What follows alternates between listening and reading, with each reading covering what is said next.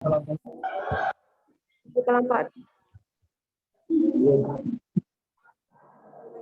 Halo, didengar kan? Kan.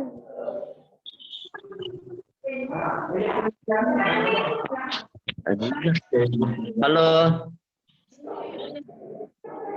Iya, halo.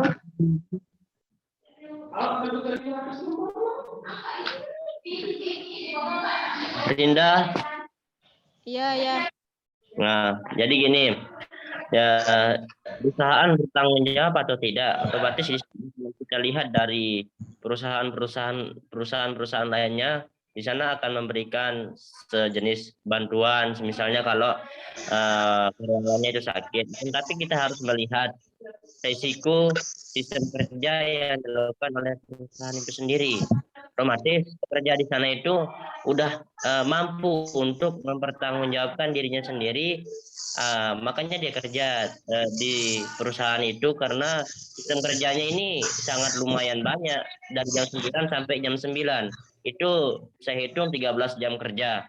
Nah, seperti yang kita ketahui di perusahaan yang pada umumnya di Indonesia itu hanya menggunakan 8 jam kerja, dan itu pun sudah sangat capek orang bekerja. Nah, jadi di sana ketika ada hal-hal yang menyebabkan karyawan itu seperti meninggal dunia, serangan jantung atau sakit dan sebagainya, itu adalah salah satu bentuk pertanggungjawaban dirinya. Akan tetapi perusahaan itu tidak akan lepas begitu saja. Dia akan membantu karyawannya itu sendiri, kan, tapi tidak sepenuhnya seperti yang dikatakan oleh saudari Maria tadi, karena kita ketahui bersama dia bekerja di situ karena dia mampu, karena dia menyesuaikan dirinya dengan jam kerja yang ada. Kemudian kalau kita lihat di Indonesia itu mungkin ada beberapa perusahaan atau ada yang memang menggunakan sistem kerja itu. Saya tidak tahu perusahaan mana, mungkin ada atau tidak. Jadi itu saja mungkin jawaban saya. Pertanggungjawaban itu tidak sepenuhnya karena karyawan itu sudah mengetahui. Tanya lagi sama Ibu Sartika, kapan Ya, ada seminar lagi ya? Apa jawabnya? mungkin itu saudari Rinda. Bisa Pak, nambahin mau lagi. menambahkan. Oke, silakan ada komentar dari penanya terlebih dahulu. Sudah, Pak. Mau menambahkan, Pak. Oke, siapa yang mau menambahkan? Silakan. Sudah kan? Hamdan Ahmad, Pak. Silakan, Hamdun Ahmad. Pak, sabar. Ya, Pak, juga berkaitan dengan orang yang bekerja sama yang di perusahaan. Ada namanya MOU atau surat prakerja, perjanjian yang harus disepakati dari pihak yang akan bekerja sama dari pihak perusahaan. Nah, itu harus dicermati juga sebelum ada tanda tangan yang diberikan oleh para pekerja gitu. Salah satunya mungkin ada di sana ya, tentang kesehatan jasmani rohaninya, kemudian kesepakatan SOP dalam bekerja, baik dalam waktu maupun gaji yang diterima. Sampai situ aja. Oke. Jadi sebelumnya sudah ada kontrak kerjanya begitu ya yang diatur di sana. Jadi kalau mau kerja di sini ya kerjanya dari jam 9 pagi sampai jam 9 malam gitu. Mau nggak gitu? Kalau mau silakan, kalau enggak. Mungkin seperti itu ya maksudnya. Iya, Pak, gitu. Oke. Ada berpendapat lain silakan. Mau menambahkan? Saya, Pak. Saya, Pak. Siapa? Nurfani? Oke, silakan Nurfani. Bismillahirrahmanirrahim. Yang menurut saya, yang pernah saya baca, Pak, pernah ada gitu suatu kasus karyawannya itu jatuh di toilet dan dia mengidap penyakit gagal jantung, terus dia meninggal gitu, Pak. Nah, di situ perusahaannya itu bukan perusahaannya sih yang memberikan langsung dana tersebut, tapi pemerintahan yang memberikan seperti memberitahukan kepada perusahaan agar memberikan uang jaminan kepada keluarga karyawan tersebut, Pak. Terus uangnya itu sekitaran, nggak tahu kalau rupiahnya gitu, Pak. Intinya ada gitu jaminannya buat karyawan. Oke. Ya, kalau Mungkin itu saja. Ya, kalau di Indonesia ada ya. Jadi kalau ada karyawan yang meninggal, kalau dia punya asuransi, minimal asuransi BPJS Ketenagakerjaan atau BPJS Kesehatan itu nanti ada BPJS Ketenagakerjaan ya. Kalau dia meninggal dunia, itu nanti ada uang kematiannya ya. Itu dapat berapa gitu yang akan diserahkan kepada keluarganya. Kalau di Indonesia ada ya. Ya, ada yang mau menambahkan? Silakan. Tadi siapa? Saya Pak Rahmat. Oke, silakan Rahmat Hidayat. Assalamualaikum warahmatullahi wabarakatuh. Waalaikumsalam. Jadi saya ingin menambahkan dari jawaban pemateri, apakah misalkan kalau ada yang serangan jantung atau mengalami kematian ketika bekerja, apakah perusahaan bertanggung jawab? Saya rasa,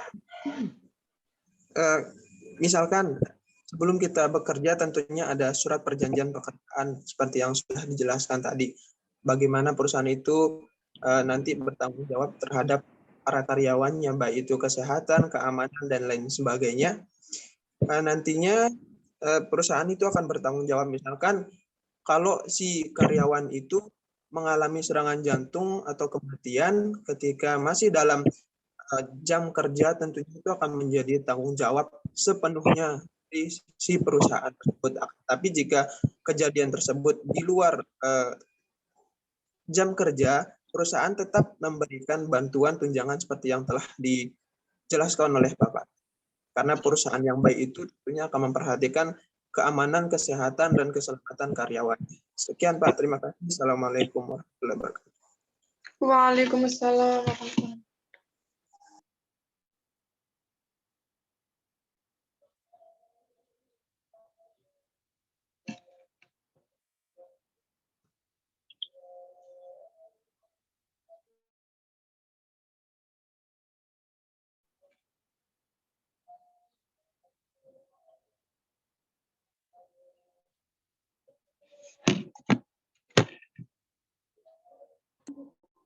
Bapak mikrofonnya Bapak.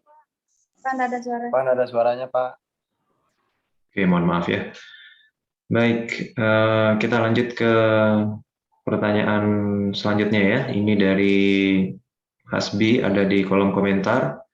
Untuk yang kelas A, itu tadi ada undang-undang yang melarang kerja 996 di Cina. Bisa disebutkan undang-undangnya pasal berapa gitu ya. Ini setahu Bapak undang-undang yang ada di Cina sana ya, bukan undang-undang yang ada di Indonesia ya. Kemudian untuk yang kelas B, jika Anda setuju dengan 996 tersebut, lalu bagaimana pandangan Anda tentang etika bisnisnya? Bukankah perusahaan yang baik adalah perusahaan yang memanusiakan manusia? Gitu. Silakan mungkin yang kelompok 4A dulu mau menjawab. Tadi undang-undangnya pasal berapa gitu ditanya.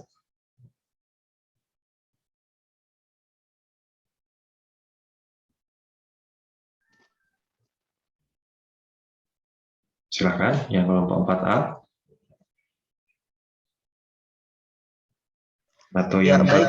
Oke. Silakan. Baik, terima kasih atas pertanyaannya dari saudara Hasbi. Berkaitan atau berkenaan dengan undang-undang yang mengatur tentang sistem kerja 996 di Cina ini, kita kan belum mengetahui bagaimana peraturan perundang-undangan atau jenis-jenis perundang-undangan yang ada di sana. Jadi saya masih belum menemukan peraturan atau pasal berapa, apakah sama atau tidak pasal yang ada di Indonesia atau bagaimana. Saya masih belum menemukan. Yang saya tahu isi peraturannya seperti itu. Kalau yang ada di Indonesia, saya menemukan. Karena sudah jelas peraturan perundang-undangan di Indonesia berkaitan dengan ketenagakerjaan yang mengatur bahwasanya pasal 21 ayat 1 dan 2 beraturan tentang peraturan pemerintah nomor 35 tahun 2021, maksimal jam kerja per hari adalah 7 jam untuk 6 hari dan 8 jam untuk 5 hari kerja. Saya rasa demikian. Oke, baik. Jadi kalau mau nyari undang-undang di Cinanya, nyari di Google-nya harus pakai bahasa Cina juga ya, baru bisa ketemu nanti. Iya, Pak. Oke, jadi kalau di Indonesia ada yang mengatur, diatur jam kerjanya begitu ya, maksimal 8 jam per hari kalau untuk yang 5 hari bekerja. Jadi diatur jumlah maksimal jamnya gitu ya. Dengan pengaturan jumlah maksimal jam segitu sudah secara tidak langsung juga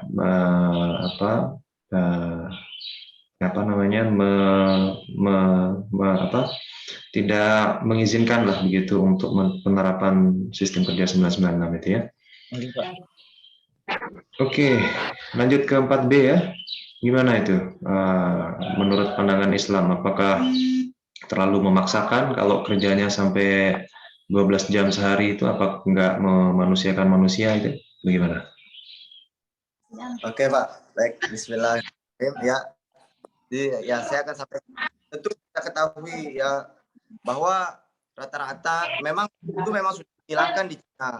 Terkait itu masuk kebijakan yudisial dia, karena MK yang menerbitkan itu bahwa diberhentikan kerja 96 ini di China. Nah, kita ketahui bahwa walaupun ini sudah dihilangkan, tapi ada saja perusahaan besar yang masih mengadopsinya. Bahkan Jack Ma itu sendiri dukung tentang kebijakan 996 ini, kebijakan kerja 996. Karena Jack Ma berkata bahwa ini merupakan anugerah bagi kalian, anak-anak muda, untuk melakukan produktivitas ke depannya. Kita ketahui sendiri bahwa perusahaan-perusahaan besar itu mengadopsi kebijakan ini, seperti Alibaba, Tencent, seperti yang tadi disebutkan.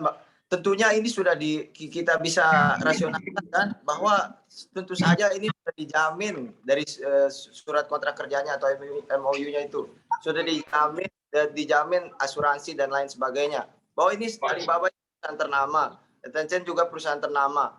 Mereka itu mengadopsinya. Ini bukan tidak manusiakan manusia, tapi berbicara dari masa ke masa, menurut saya. Dari masa ke masa itu tentu diberikan kelonggaran lah bagi ini, tapi tetap dalam sistem 996 itu. Baik Pak, terima kasih.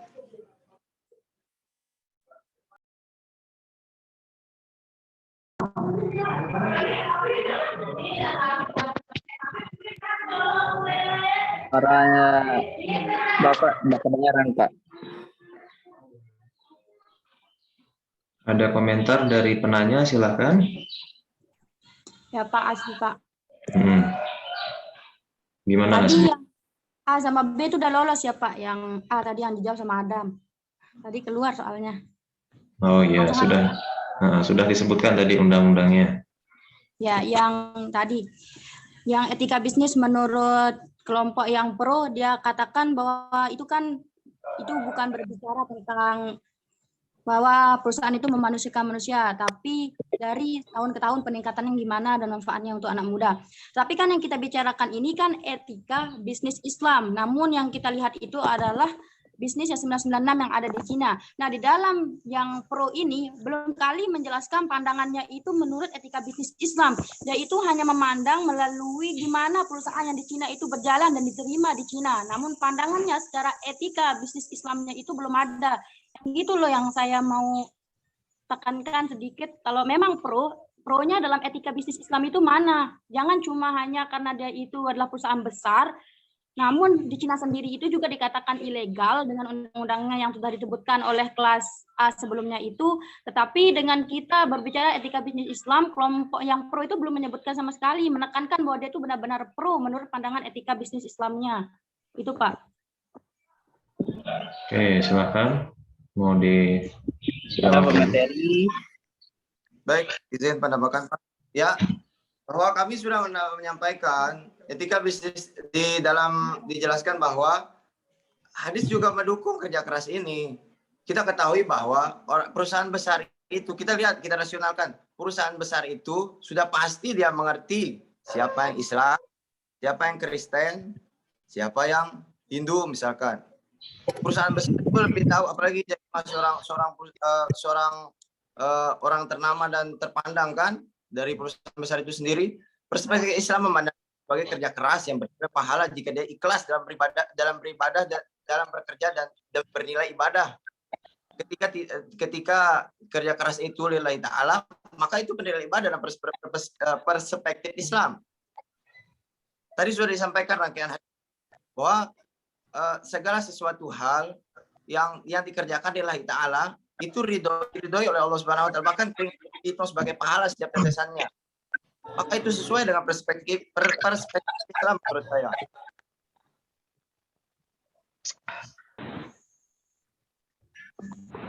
Oke, gimana? Silakan. Ya, jadi Anda dalam hadis ya katanya menjelaskan bahwa yang dimaksud dari tidak salah. Namun, misalnya lihat bahwa orang yang tidak keras itu malah meninggalkan sholat loh Bang. Gimana ini? Anda itu mengatakan hadis yang tidak sesuai dengan realita masalah yang Anda jabarkan gitu.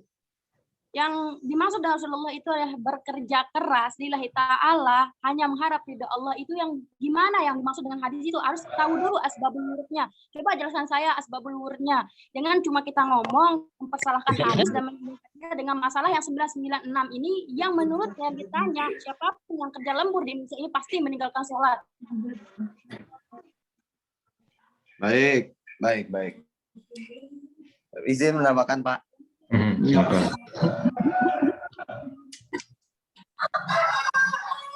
Nah, mungkin sistematikanya saya tidak masukkan di dalam PowerPoint. Mereka itu ada jeda waktu istirahat untuk yang sekarang ini sistem waktu 996 yang sekarang. Mereka itu ada jeda waktu istirahat di siang hari dan di malam hari. Itu diberikan waktu untuk istirahat. Mereka diberikan 2 jeda waktu untuk istirahat untuk makan dan beristirahat di malam hari untuk makan malamnya. Mereka diberikan jeda waktu, tapi saya tidak masukkan di PowerPoint ini bahwa waktu istirahat itu maka disempatkan untuk isolma, istirahat, sholat, makan. Perusahaan besar itu sudah memfasilitasinya. Coba silakan di search Alibaba itu, di sana juga ada orang Islam yang bekerja, tapi tetap mengadopsi sistem kerja 996 ini. Itu didukung bahkan. Produktivitasnya tentu menggunakan sistem 996, tapi tentu memperhatikan bagaimana esensi memanusiakan manusia itu. Oke, jadi tetap ada waktu istirahatnya ya, tetap ada waktu sholatnya begitu. Oke, Pak. Oke. Oke, sudah cukup jelas ya. Kita coba beralih ke pertanyaan berikutnya. Ada yang mau bertanya, silakan. Pak Rosiana. Oke, silakan Rosiana. Ya, Assalamualaikum warahmatullahi wabarakatuh. Waalaikumsalam. Saya mau nanya ke kelas B yang pro. Jadi kan gini, pasti setiap perusahaan itu memiliki kualifikasi buat milih pegawainya itu.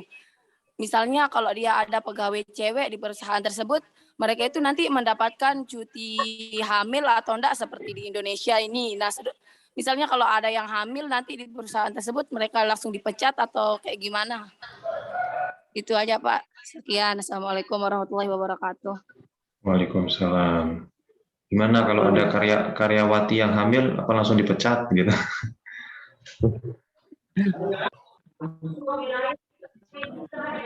Silakan, bisa dijawab.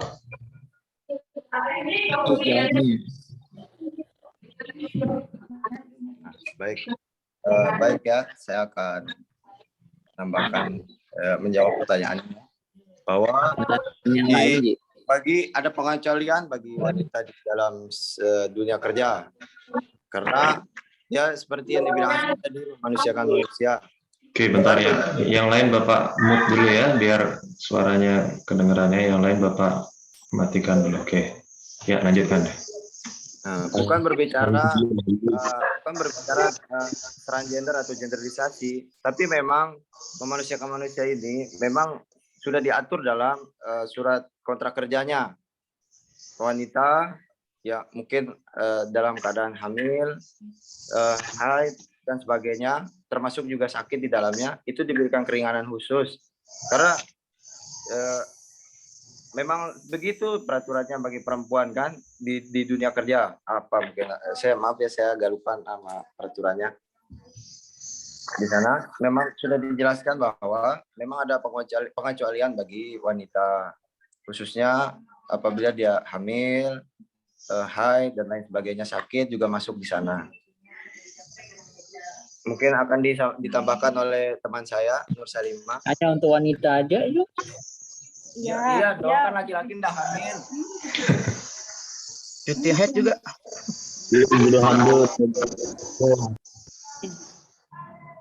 Jadi untuk hak cuti untuk wanita ini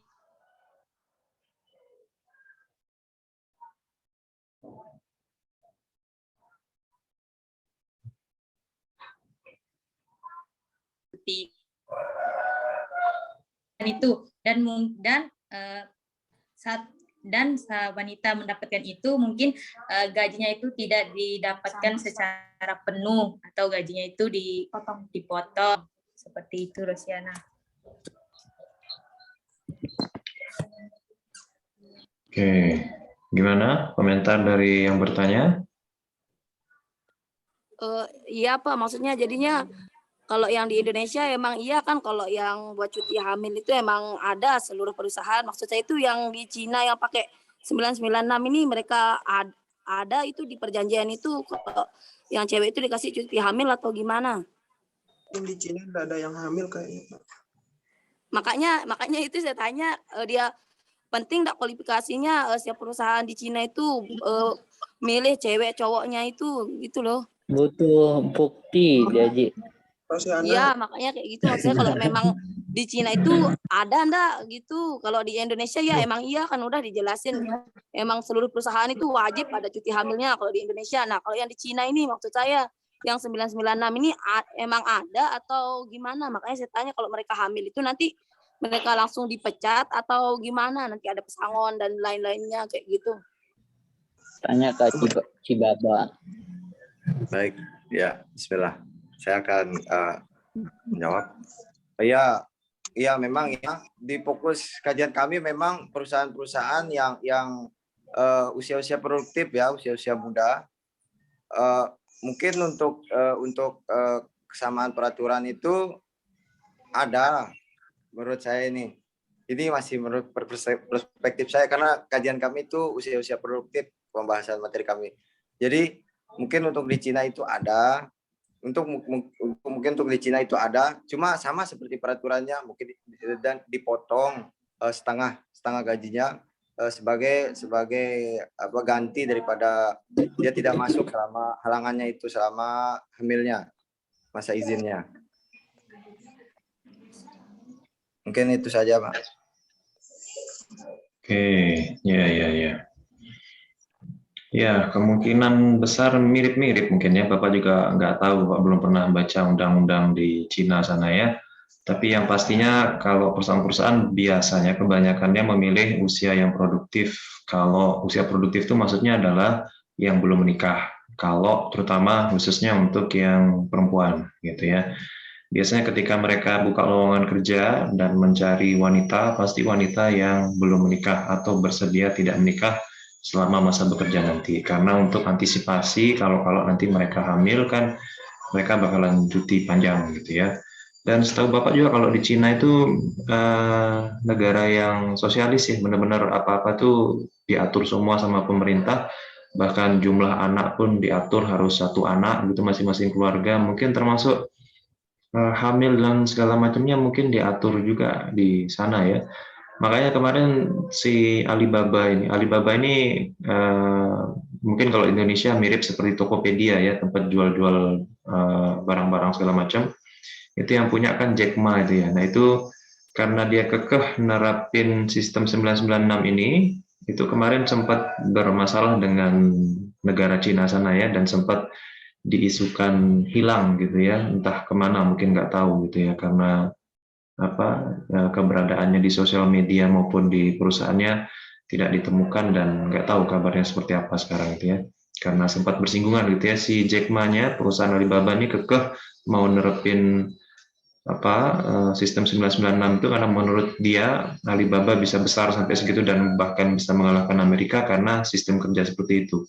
Tapi menurut pemerintah Cina ya itu keterlaluan lah. Masa orang kerja dari jam 9 pagi terus kerja sampai jam 9 malam baru pulang. Ya mungkin pulang mereka tidur jam 10 besok bangun gitu lagi seterusnya ya sampai dengan 6 hari kerja dan liburnya pun hanya hari Minggu. Kira-kira seperti itu ya ceritanya. Oke, masih ada yang mau bertanya lagi? Silahkan. Ya, Pak. Mau ada yang bertanya lagi atau berkomentar? Ingin berkomentar, Pak. Silahkan. Ingin berkomentar, Pak, dari pihak kontra nih, Pak. Silahkan.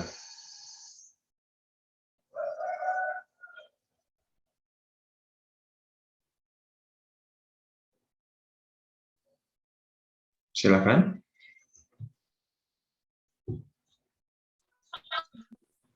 Saya ingin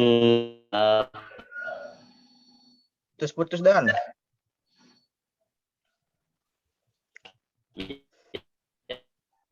Suaranya putus-putus. Mungkin kecapean bekerja nih dari jam 9 pagi sampai 9 malam. Iya tuh, akan sampai jam 2 malam.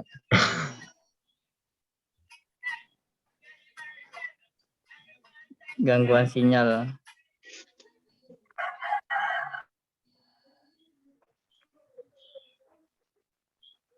Oke, nggak kedengaran ya.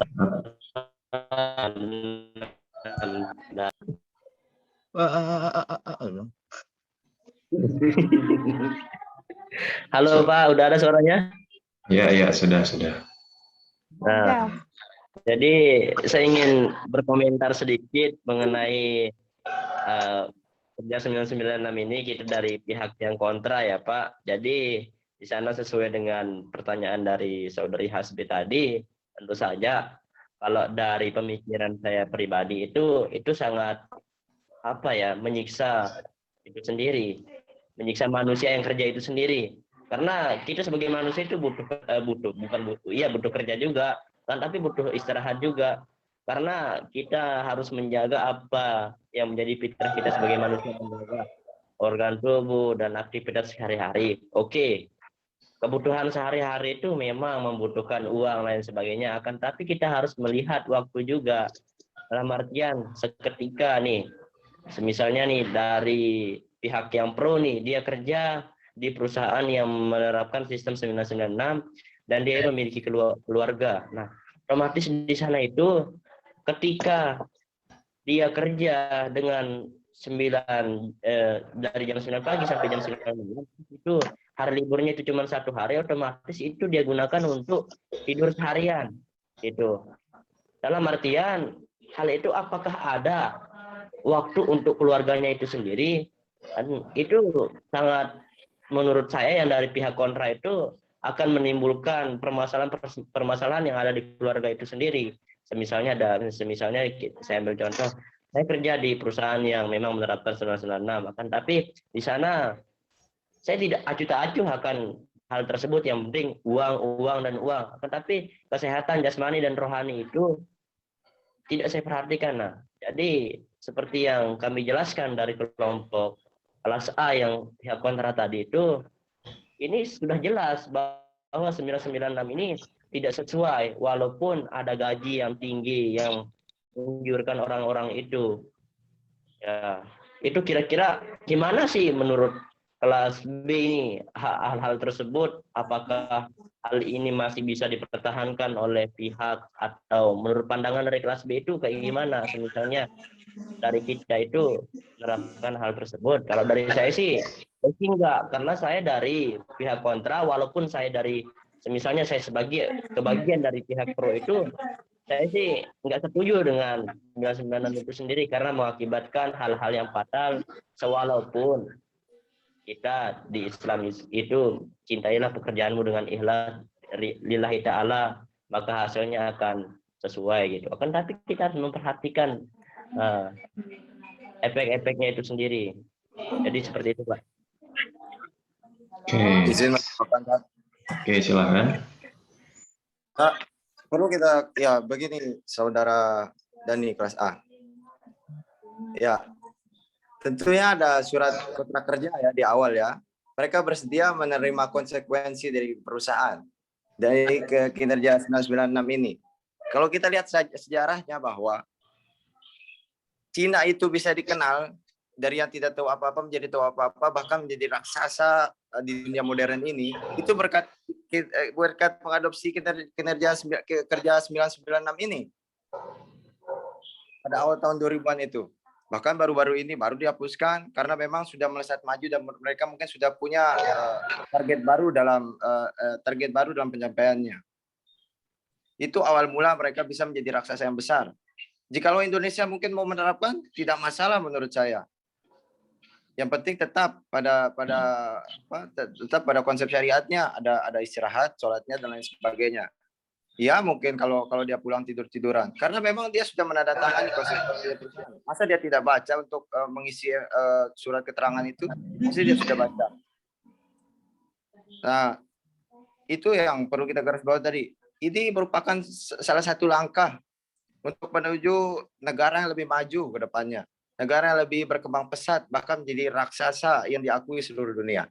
Mungkin itu saja dari saya, Pak. Oke, baik. Ada komentar yang lain, silakan. Saya boleh, Pak, sedikit, Pak. Ya, silakan. Jadi kalau misalnya dari saudara Haji menjelaskan bahwasannya kalau Indonesia menerapkan 996 itu, kita lihat sendiri apa yang menjadi permasalahan-permasalahan besar di perusahaan, bahkan di toko atau lain sebagainya yang hanya menerapkan 8 jam kerja. Itu pun banyak sekali yang bermalas-malasan. Dalam artian, seandainya kalau Indonesia menerapkan hal tersebut, mungkin kalau dari pemikiran saya itu bakalan bobrok, banyak hutang dan lain sebagainya, karena banyak sekali orang Indonesia yang penyakitan dan lain sebagainya, bukan apa-apa nih ya Pak. Tapi ini kita lihat dari realita kehidupan di misalnya di Nusa Tenggara Barat itu yang 8 jam kerja saja banyak sekali yang izin alasan dan sebagainya. Oke lah kalau sakit, akan tetapi kalau diterapkan itu mungkin jadi raksasa dunia. Oke lah kalau dia memang ikhlas bekerja dan sebagainya. Tapi seketika kalau kita lihat dari realita kehidupan yang nyata itu, kita ambil realita hidup nyata. Jangan sampai ketika kita menghayal saja bahwasannya Indonesia ini akan maju ketika menerapkan ini dan sebagainya. Janganlah sampai seperti itu. Akan tapi kita harus konsistenlah dulu sama apa yang menjadi kesepakatan atau aturan yang ada 8 jam kerja itu sendiri. Seperti saya bilang tadi, masih banyak sekali alasan-alasan orang ketika dia izin masuk kerja dan sebagainya, itu yang membuat sebenarnya Indonesia ini nggak maju-maju karena tidak menghargai waktu itu sendiri. Nah, apalagi kalau dari jam 9 malam, jam 9 pagi sampai jam 9 malam itu, menurut saya itu, saya orang pertama yang bakal demo kalau ada diterapkan di Indonesia. Saya ingin menambahkan, Pak. Saya Pak menambahkan sedikit Pak. Oke, siapa? Menambahkan. Saya. Assalamualaikum warahmatullahi wabarakatuh. Salam. Assalamualaikum. Baik, saya sedikit menanggapi dari jawaban dari Aji tadi ya, untuk pertanyaan dari Dani tadi. Nah, menurut saya itu, meskipun sudah ada surat perjanjian seperti yang dikatakan tadi, dan itu menurutnya risikonya sendiri dari orang-orang yang ingin bekerja di sana. Namun, secara etika bisnis Islam, itu kan sudah ada etika yang perlu kita pelajari, perlu kita ingat dari segi bisnisnya, termasuk dari akhlaknya. Itu kan memang tidak ada akhlak di sini kan untuk yang 996 ini, karena bekerja dalam durasi panjang itu mungkin menguntungkan secara ekonomi. Nah, tetapi dari kesehatan itu dapat mempengaruhi dari segi mental, dapat emosional